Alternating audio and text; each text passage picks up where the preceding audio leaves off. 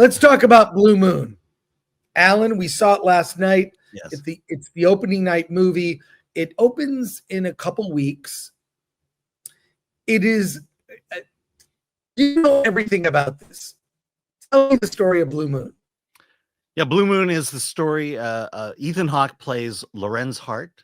You may know him if you're into musical theater as the team of Rogers and Hart. The pair wrote amazing music. Blue Moon is one. We certainly got. I'm not going to list them off because I can't remember every single one of them, but it's prolific. Where we are at this point in Lorenz Hart's life is Oklahoma just opened. Richard Rogers teamed up with Oscar Hammerstein and wrote probably the greatest American musical ever. In fact, it's lauded as the perfect musical. And so this is the night of the premiere. Everyone loves Oklahoma. And Lorenz is at a bar kind of lamenting where he is at his life, because he's at a crossroads, because his longtime partner of 23 years has replaced him with another person. And he wonders where things are going. He has ideas, and he's at a bar and he needs to talk about it. And that's what this movie is. This movie is 90% Lorenz Hart, Ethan Hawke, talking about his life, who he is, ideas of a musical about Marco Polo that he wants to do, where he is at his career. And at the same time, he is dating a 20-year-old woman played by Margaret Qualley. Well, he has affection for her. I'm sorry, what? He has affection for her. It may not be reciprocal. Well, maybe. We don't know. I'll say this. Okay, that's the backdrop. It takes place in one location, a bar. And it takes a little getting used to this. He has a rapport with the bartender, the piano player, people that come in. He has flowers delivered. The whole thing takes place at a bar. And Ethan Hawke, who is average size, he's normal height. He's made to look short. They use forced perspective and camera tricks to make him look short. He's got to be like 5'5", maybe shorter. He's like a short king. And he's a wordsmith and appreciates writing so much. It's in his blood. He appreciates it. But it's everything comes to a head. He's kind of a loser in a way, even though he's had so much success professionally. In his life, he's kind of a loser because his writing partner is like married, has a family. He is very, I want to work 9 to 5, and he's very witty and acerbic too. Yeah, and it's like I was like kind of like, oh, that's what this is. It's like a one act, or it's like a one man.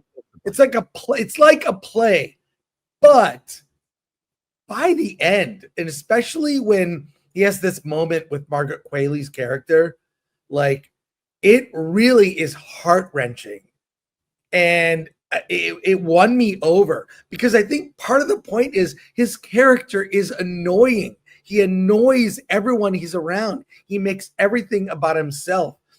But in the end, I actually felt sorry for him.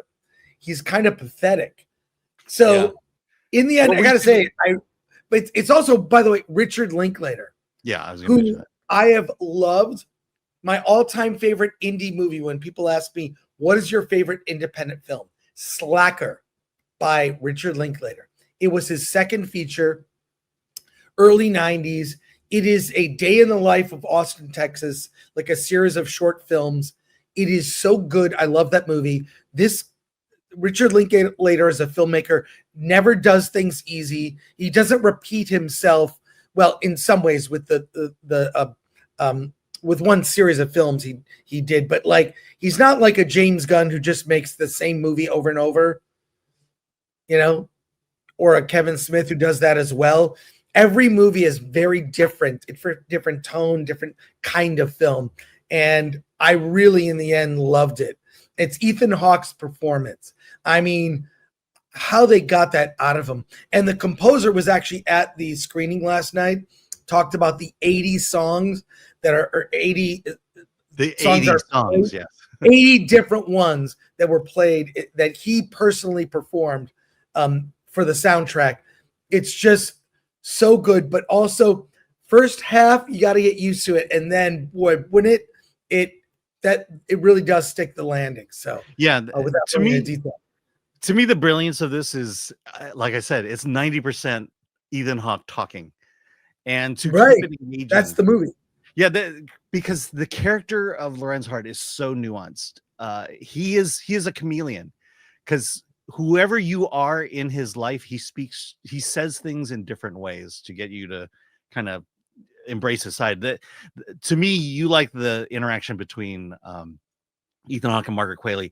My favorite was Richard Rogers, the actor who played him, because Richard Rogers, the 20-year partner of Lorenz Hart, knows him, and he's the only one in the room who understands who this guy is and how he plays people, from person to person. And just, he is not the likable character, and you see this conflict, but it's not just a conflict, but it's a friendship and an admiration for one another. And this movie, what I like about the movie, that speaks my language, in the sense of, it is about musical theater. It's about classic musical theater, and it, unlike Broadway today, it doesn't dance around wokeness or DEI or political None of correctness. that. Yeah, none of that. They just speak the way. Lorenz Hart apparently is bisexual in this one, and people just make jokes about it. He makes Right, jokes about it. It's right. just a time where people are not willing to censor themselves, and they talk about art, and that's the kind of conversation I really like about this. I will say it's not for everybody. Look, if you want to see a movie about people talking, or a lot of people don't want to see movies about people talking, you're probably not going to like this. But if you want to see a character study of a very complex man, this is a great movie to see. Well, you said a lot of people don't want to see a movie with people talking. Isn't that every movie? No, people are not talking 90% of the People, entire movie. well, Oftentimes, look, we just saw Tron Ares. Let's just say that people weren't responding to the talking. yes, they weren't. They were They weren't. look, they weren't responding positively to the dialogue of Tron Ares. They were responding positively to the special effects orgasm that they were seeing on screen.